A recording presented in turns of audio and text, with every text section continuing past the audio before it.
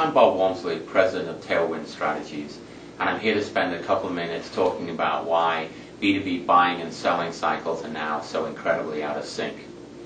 So if we think about how we trained salespeople for the last 20 years, the whole idea was that in the discovery process, the salesperson would ask the prospect lots of questions, and when they needed a set of information, they would control the sales cycle by providing some segment of that information.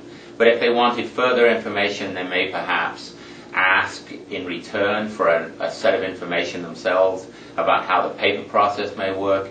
Or alternatively, they may ask for access to other people in the account, perhaps that person's boss or someone else that was relevant to the sales cycle. Unfortunately, now that process is obsolete. Buyers now are in control of the process, no longer the sellers.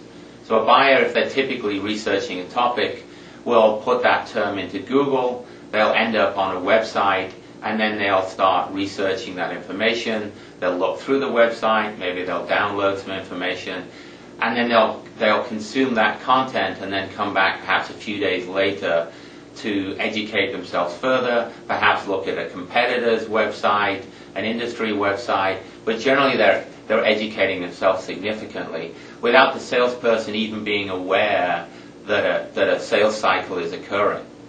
Only at the point where there's some content that they absolutely feel is essential to that research process will they provide enough content that a salesperson can contact them.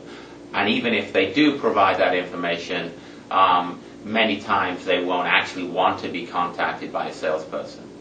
So the buyer is now in charge of this process. So what can we do about that in the new Sales 2.0 world? Well, the first thing we have to do is we have to put technology in place to allow us to recognize this buying interest early. We don't want a sales cycle to occur where we lost the sales cycle and we didn't even know there was one going on. So identifying buying interest early is essential.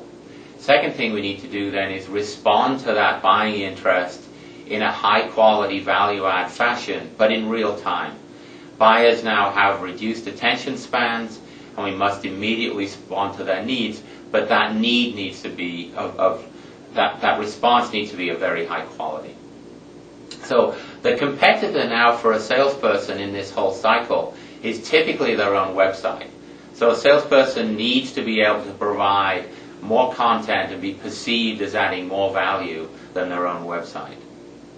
For further information about this topic and many other topics in the new Sales 2.0 world, check out tailwindstrategies.com. Thank you.